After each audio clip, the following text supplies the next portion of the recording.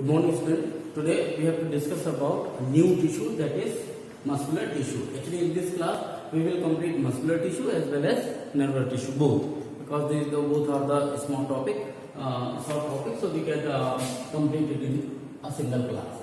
Now, about in muscular tissue, we have already discussed about epithelial tissue. We have discussed about connective tissue. In connective tissue, we have discussed about blood, bone, cartilage, ligament, tendon, adipose tissue and areolar tissue. Now, in muscular tissue, what is the use of muscular tissue in human being?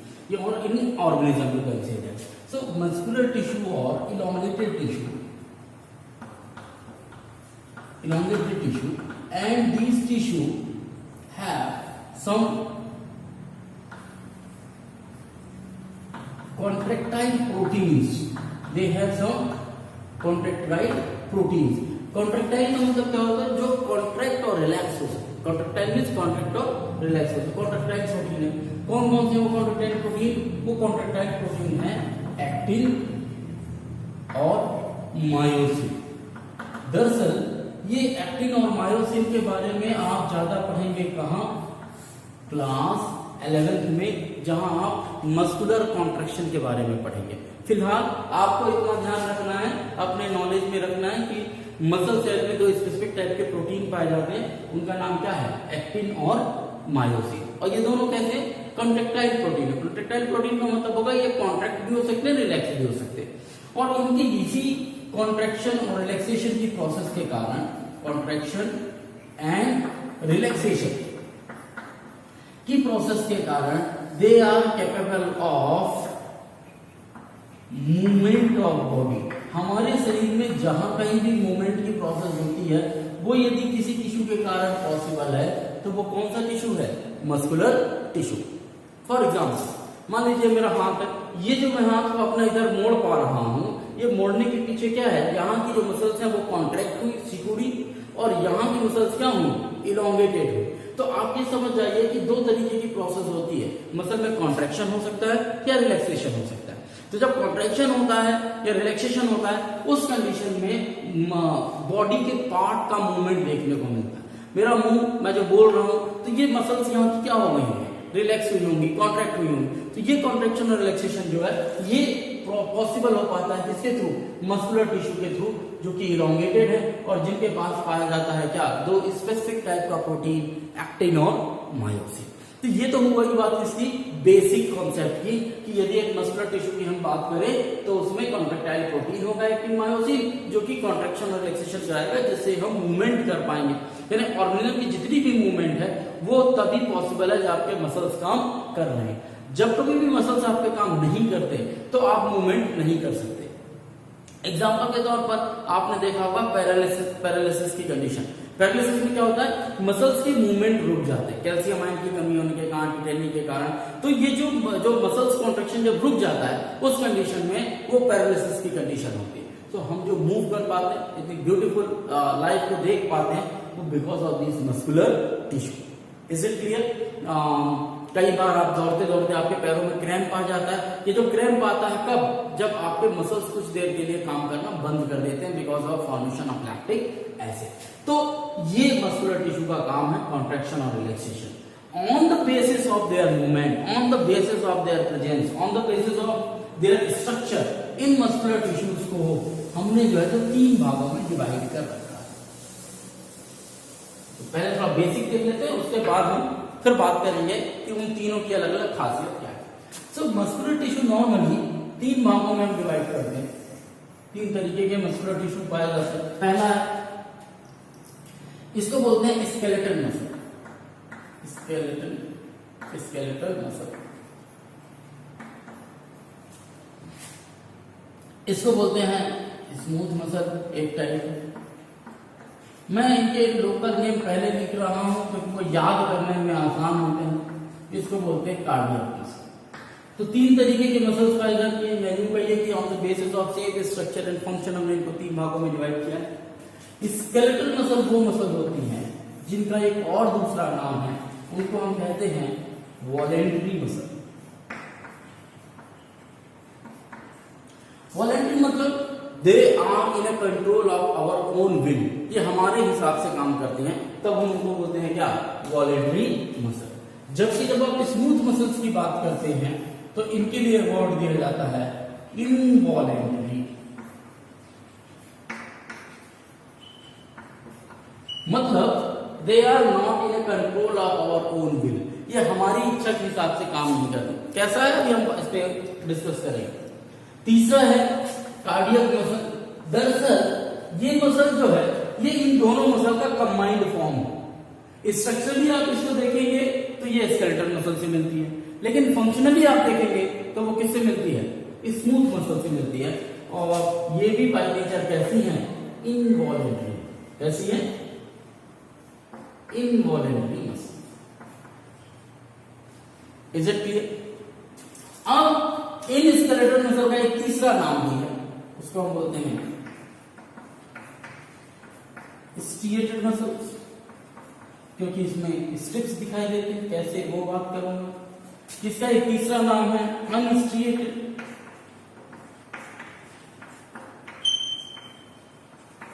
और इनका ऐसा नहीं करते, लेकिन कुछ books में आपको इनको हार्ट मसल्स के नाम से भी जाना जाता है। क्यों? क्योंकि ये केवल हार्ट में मौजूद होती है। तो हमने ये देख लिया कि मस्कुलर टिश्यू को हमने 3 ग्रुप में डिवाइड किया, skeletal muscle, smooth muscle, cardiac muscle. Skeletal muscle का एक और नाम क्या है, वॉलेंटरी। वॉलेंटरी मींस वॉलेंटरली काम करता है वो, जब हम कहते हैं तब वो काम। जैसे हम कोई फंक्शन प्रोग्राम होता है विद्यालय में तो हम कुछ वॉलेंटियर बना देते हैं, हमारी मर्जी के हिसाब से हमने 4 लोगों को खड़ा कर दिया, हाँ तुम चुप कराओगे बच्चों के लिए शोर करेंगे, तो ये वॉलेंटरी मीन्स हमने उनको कहा है इसलिए वो काम कर रहे हैं, जब उनको बैठा दें तो वो भी बैठ जाएंगे। इनवॉलेंटरी मीन्स हमारा कोई कंट्रोल नहीं, जहां पर हम कोई रेगुलेशन अपनी तरफ से थोप नहीं सकते इन मसल्स के ऊपर, इनको अनस्ट्रिएटेड भी कहते हैं। और कार्डियक मसल्स भी इनवॉलेंटरी होती हैं और उनको हम दूसरा नाम देते हैं क्या, हार्ट मसल। तो ये तो बात हुई एक बेसिक डिफरेंस की।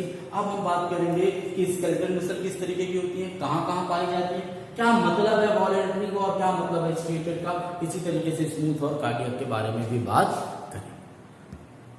अब शुरुआत करते हैं पहली मसल से। पहली मसल का नाम क्या था, स्केलेटल मसल। पहले तो इसका स्ट्रक्चर देख लेते हैं कि स्ट्रक्चर कैसा है। तो जब आप इसकी स्ट्रक्चर को देखेंगे स्केलेटल मसल्स को, क्योंकि हर एक मसल फाइबर से मिलकर बना हुआ होता है, तो they are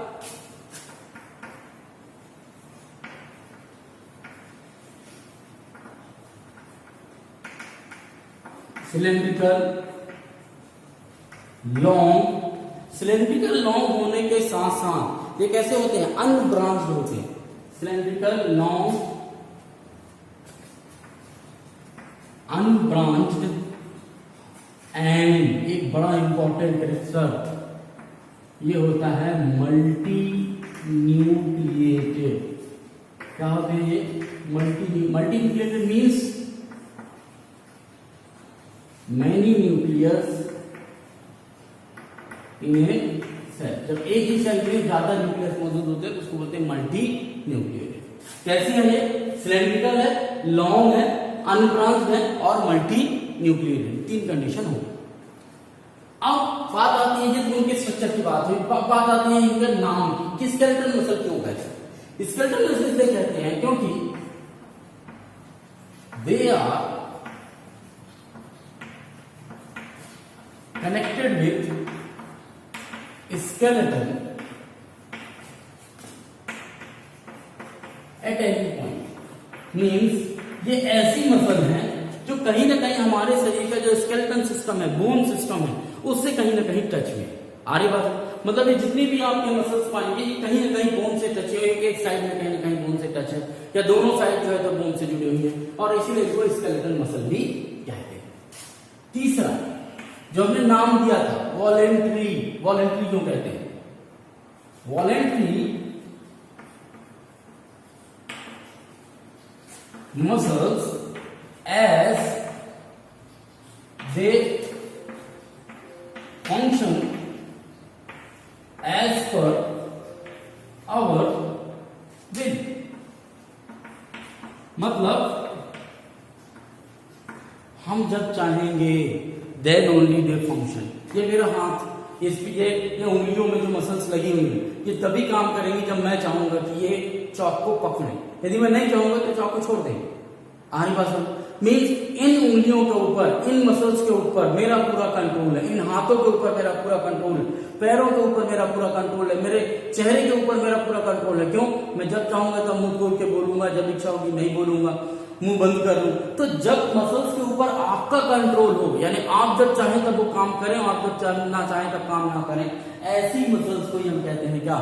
voluntary muscle. Is it clear? अब एक तीसरा नाम आया था उसमें, वो था क्या? Striated muscle. दरअसल स्ट्रिएटेड का मतलब होता है स्ट्रिप्स की तरह दिखाई देना, मतलब अलग अलग पट्टियां दिखाई देना, धारियां दिखाई देना। स्ट्रिएटेड मसल इसलिए कहते हैं क्योंकि इन मसल्स में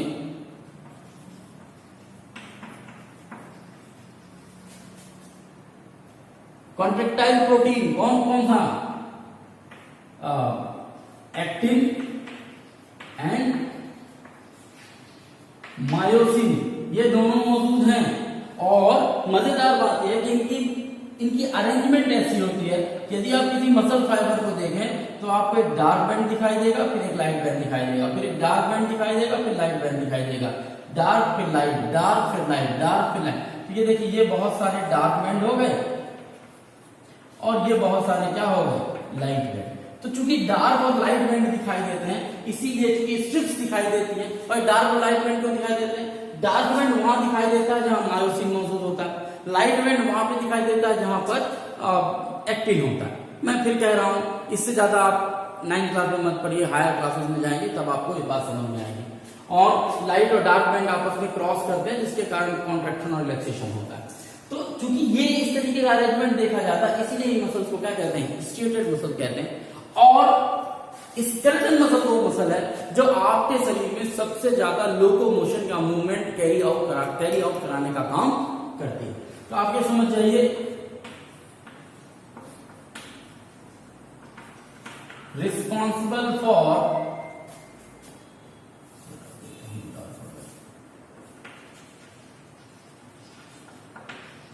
locomotion in body.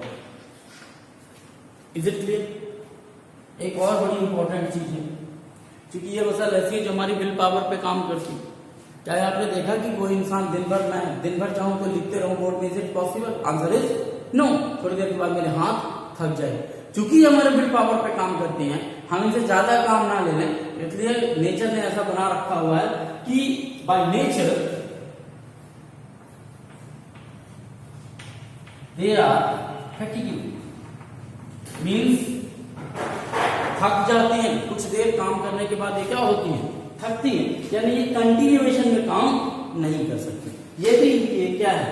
Property. They are fatigued by nature and combined anywhere in the multinucleated है। और साथ ही साथ जो है तो आप देखेंगे कि स्ट्रिएटेड मसल क्यों कहेंगे, वॉलंटरी क्यों कहेंगे, स्केलेटन के साथ कनेक्ट है, इसका क्या कहेंगे? स्केलेटल मसल कहेंगे। होप आपको थोड़ा थोड़ा समझ में आ गया होगा कि क्या है स्केलेटन मसल। देखिए, अब दूसरे तरीके की मसल जो है वो कौन सी है? Smooth muscle. देखिए, जो जो चीजें हमने वहां पढ़ी थी वही कोई चीजें हैं, बस थोड़ा सा अंतर है, आपको समझने की जरूरत है। पहला, वहां पर जो स्केलेटन मसल थी वो लॉन्ग इलोंगेटेड थी, यहां पर भी इलोंगेटेड है लेकिन पॉइंटेड है। कैसी है? Pointed, long pointed spindle shape.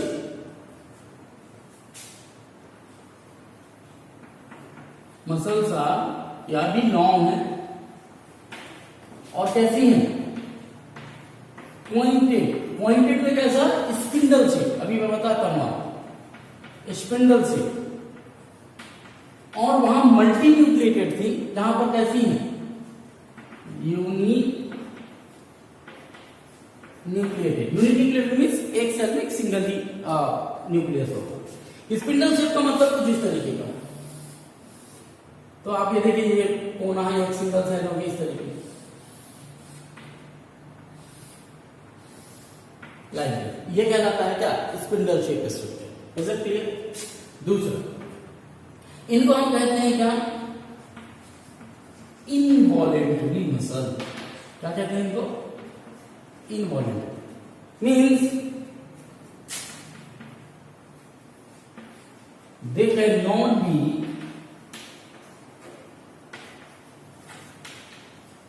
controlled by our will. हम इनको अपने विल पावर से कंट्रोल नहीं कर सकते। जैसे उदाहरण के तौर पर इनवॉलेंट्री मसल में आपका जो पूरा का पूरा डाइजेस्टिव सिस्टम है, डाइजेस्टिव सिस्टम की में जितनी भी मसल्स इंक्लूड वो सब कैसी हैं? स्मूथ मसल है, या यूं कहिए इनवॉलेंट्री मसल है। क्या ये पॉसिबल है कि आप सवेरे स्कूल आए, 4 रोटियां घर से खा के आ जाएं और आप ये उम्मीद करें कि 2 रोटी मेरी जो है तो क्या नाम से वो सेकेंड पीरियड तक डाइजेस्ट हो जाए और 2 को आप कहें भाई तुम मत डाइजेस्ट होना, तुम बचा के रखो। Is it possible? Answer is no, क्योंकि आपने जो खाया है वो डाइजेस्ट होना तुरंत शुरू हो जाएगा। इट मीन्स कि वो मसल्स आपके कंट्रोल में नहीं है। लेकिन यदि आप 4 रोटियां टिफिन में रख के लाए हैं तो ये हाथ और ये मुंह आपके कंट्रोल में है कि आप 2 रोटी फर्स्ट पीरियड तक खाएंगे और 2 रोटी आप जो है तो फोर्थ पीरियड तक खाएंगे। आप मेरी बात समझ में आ रही होगी विल पावर की। मीन ऐसी मसल्स जिनको आप कंट्रोल कर सकते हैं वो वॉलेंट्री, और जिनको आप कंट्रोल नहीं कर सकते वो इनवॉलेंट्री। तो डाइजेस्टिव सिस्टम की जितनी भी मसल्स हैं वो सब क्या होंगी? इनवॉलेंट्री। क्यों कह रहा हूं? क्योंकि तीसरा वर्ड भी क्या है वो? हमने क्या कहा था नाम? स्मूथ मसल कहा। क्या कहा था? Smooth muscle. क्यों कहा गया इसको स्मूथ मसल? इसलिए they are not connected with skeletal system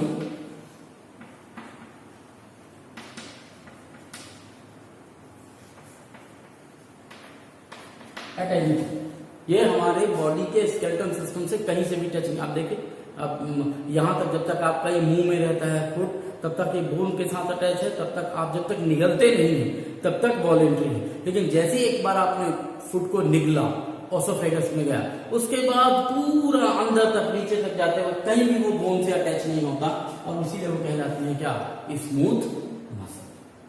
तीसरा के बाद चौथा अनस्ट्रिएटेड। कौन सा? Unstriated muscle.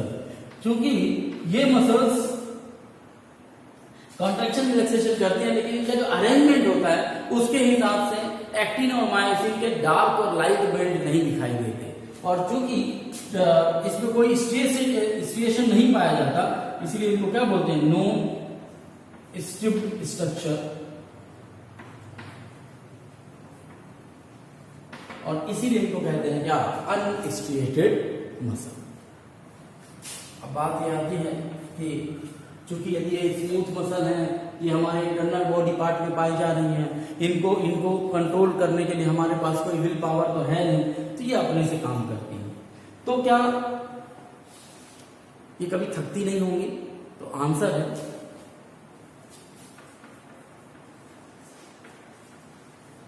They are less fatigue. Means थकती है लेकिन बहुत देर बाद।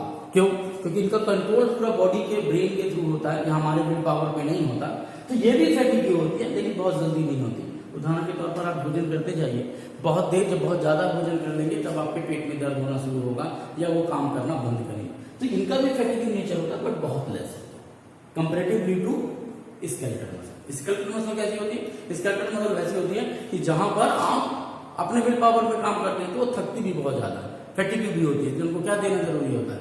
रेस्ट देना जरूरी होता है। होप आपको स्मूथ मसल के बारे में कोई डाउट नहीं होगा, समझ में आ गया होगा। आगे बढ़े। देखिए, जहां तक कार्डियक मसल की बात है तो यदि मैं शेप स्ट्रक्चर की बात करूं तो ये सिलेंड्रिकल होती, अनब्रांच्ड होती और न्यूक्लिएटेड होती है, यूनिन्यूक्लिएटेड होती है। न्यूक्लिएटेड बस कहना तो भी चलेगा, तो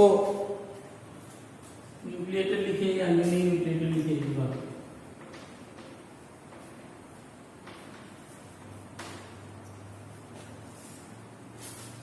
सिलेंड्रिकल मसल स्केलेटल मसल थी, जबकि पॉइंटेड या लॉन्ग कैसी थी, स्मूथ मसल थी। तो चूंकि सिमेट्रिकल भी है और अनब्रांच भी है, आगे बात समझ, यानी इनमें दोनों के कैरेक्टर है, स्मूथ मसल्स के भी और स्केलेटल मसल्स के भी। इनको दूसरा नाम हम कहते हैं ये इनवॉलेंट्री,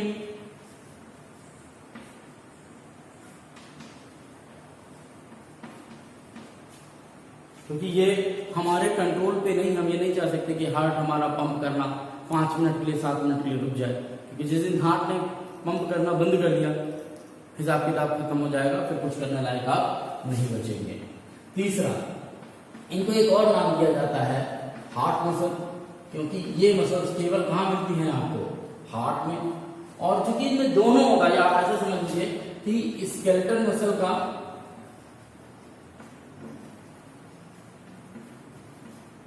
स्ट्रक्चर ये कैरी कर दें और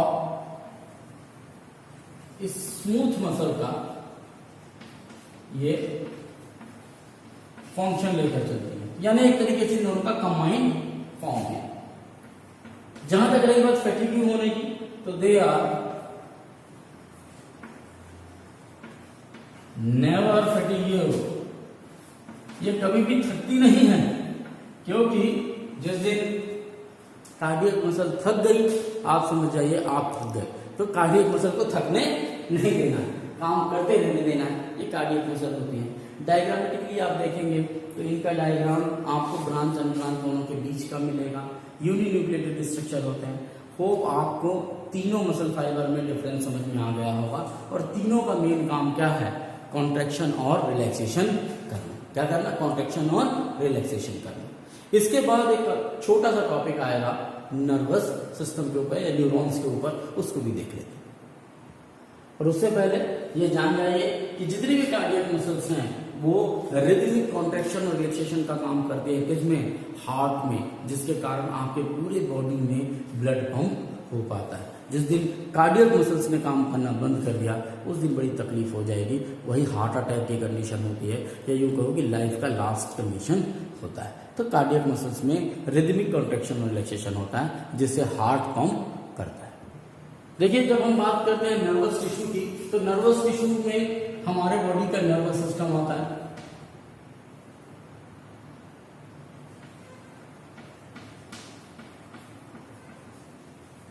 नर्वस सिस्टम में एक्चुअली में ब्रेन काम करता है। ब्रेन के अंदर अलग अलग नर्व्स पाई जाती हैं, चाहे वो स्पाइनल नर्व हो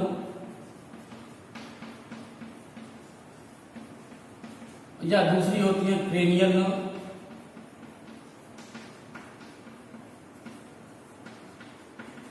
देखिए, ब्रेन से 2 तरीके की नर्व, जो ब्रेन से डायरेक्ट वो 12 के आसपास निकलती, 12 निकलती है।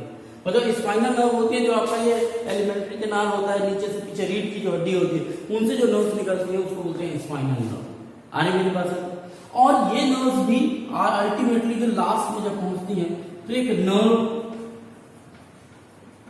फाइबर या न्यूरॉन, लास्ट कंपोजिशन न्यूरॉन है, जिनके थ्रू ये पूरा का पूरा का मैंने न्यूरॉन मिलकर नर्व फाइबर बनाएंगे, नर्व फाइबर से सेंट्रल और क्रेनियल और स्पाइनल नर्व बनेंगी, और इन सब के कंपोजिशन से ब्रेन का फॉर्मेशन और नर्वस सिस्टम काम करेगा। कुल मिलाकर इनका काम क्या होता है, न्यूरॉन का या इस पूरे सिस्टम का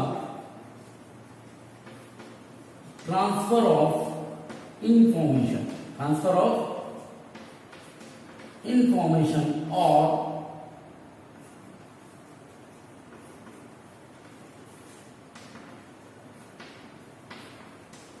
इंपल्स का ट्रांसफर करना, इंफॉर्मेशन का ट्रांसफर करना एक जगह से दूसरे जगह तक। यानी आपके उंगली में यदि कुछ हुआ तो तुरंत वो इन्फॉर्मेशन ब्रेन तक पहुंचेगी, पैर में कहीं लगा तुरंत वो इन्फॉर्मेशन ब्रेन तक पहुंचेगी।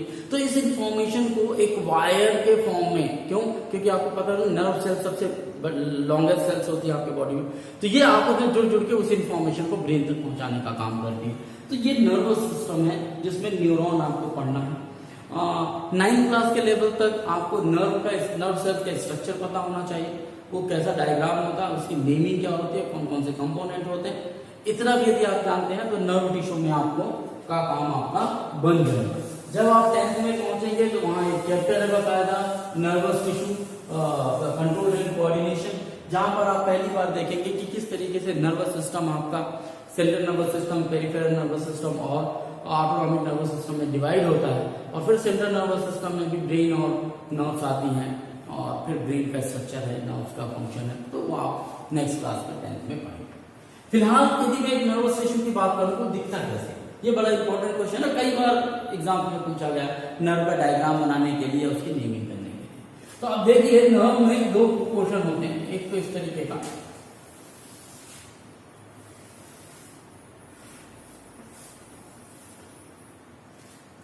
ये जो पोर्शन होता है ये सामने वाला इस तरीके से इसमें ये निकले हुए होते हैं, डेंड्राइट्स बोलते हैं। दरअसल यदि आप नर्व सेल देखें तो ये दो पार्ट में डिवाइडेड होता है। ये जो पार्ट होता है एक ये और एक ये जो पार्ट होता है इसको बोलते हैं साइटोन। क्या बोलते हैं? साइटोन। और सेल बॉडी। और जो ये दूसरा वाला पोर्शन होता है इसको बोलते हैं एक्सॉन। तो सबसे पहले तो ये क्लियर कर लीजिए कि ये एक्सॉन वाला पोर्शन है और ये साइटोन वाला है। साइटोन मीन्स जहां पर जो सेल की मेन बॉडी है वो स्ट्रक्चर। ये जो यहां मिलता है साइटोन के अंदर एक स्ट्रक्चर मौजूद होता है, इसको कहते हैं न्यूक्लियस। ये जो स्ट्रक्चर में निकले हुए बाहर की तरफ इनको बोलते हैं डेंड्राइट्स।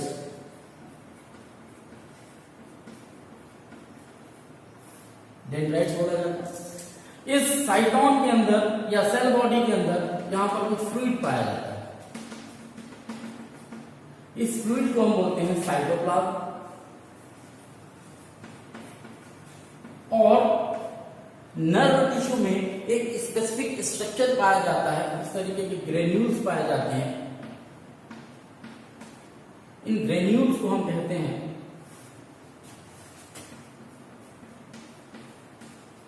नीजल्स ग्रेन्यूल।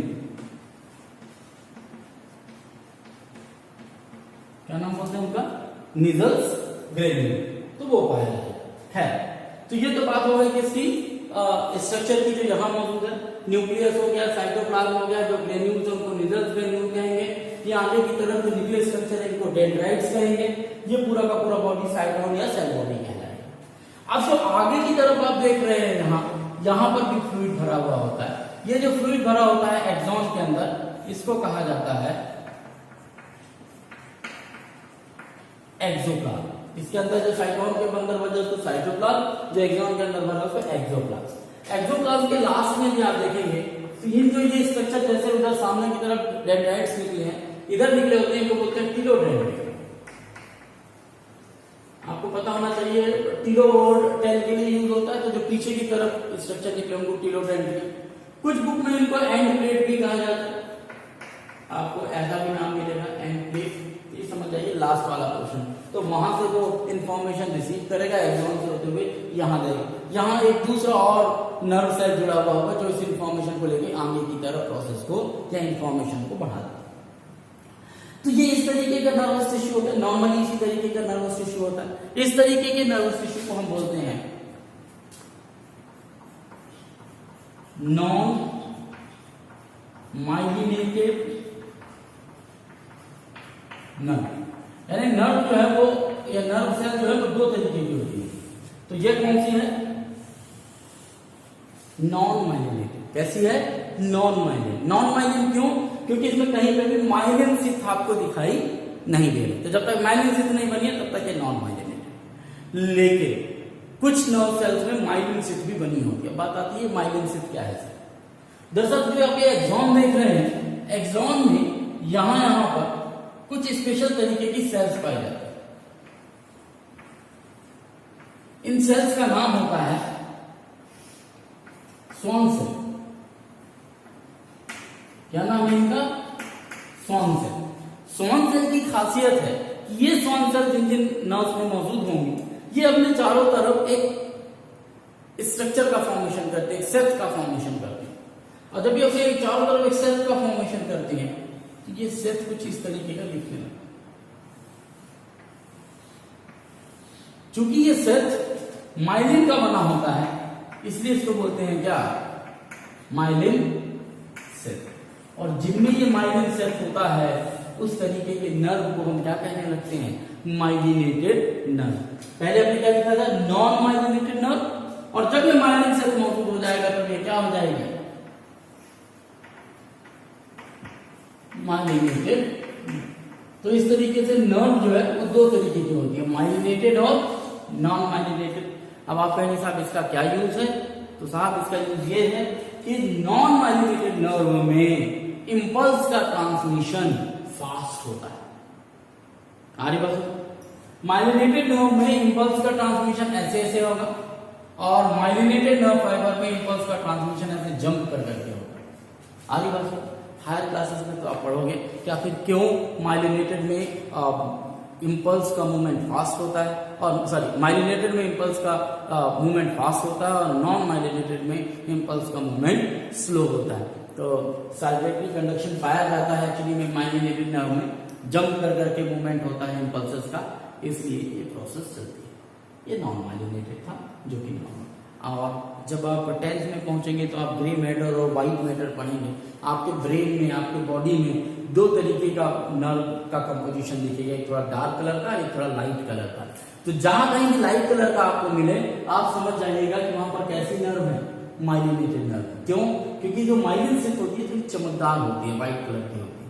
तो आपके ब्रेन में भी ग्रे मैटर और व्हाइट मैटर जो वर्ड यूज किया जाता है, वो यदि माइलिनेटेड नर्व मौजूद है तो वो व्हाइट मैटर होगा, और नॉन माइलिनेटेड नर्व है तो वो ग्रे मैटर होगा। और जहां तक कि नर्व की खासियत है, तो जो माइलिनेटेड नर्व होगी उसमें ट्रांजक्शन जो इंपल्स का है बड़ा फास्ट होगा, और जो नॉन माइलिनेटेड होगी उसमें थोड़ा स्लो होगा। तो ये इंपल्स को कैरी करने का काम करती है, इंफॉर्मेशन को ट्रांसफर करने का काम करती है। ये आपस में एक दूसरे से जुड़ी हुई होती है साइनेप्स के थ्रू, और नर्व फाइबर, मस्कुलर स्ट्रक्चर, ये सब इंटीग्रेटेड होकर एक साथ मिलकर काम करते हैं और हमारी बॉडी की फंक्शनिंग को नॉर्मल बनाने की कोशिश करते हैं। तो कई बार क्वेश्चन आता है नर्व का डायग्राम बनाने के लिए, उसकी नेमिंग करने के लिए। तो यदि आपने यहाँ देखा है तो आप बना पाएंगे, और आप बनाइए कॉपी में, ताकि जो है तो आपकी प्रैक्टिस हो जाए। तो आज I think today is the last topic of this particular chapter tissue. Next topic हम नेक्स्ट क्लास में शुरू करेंगे। तब तक के लिए have a nice day, stay healthy.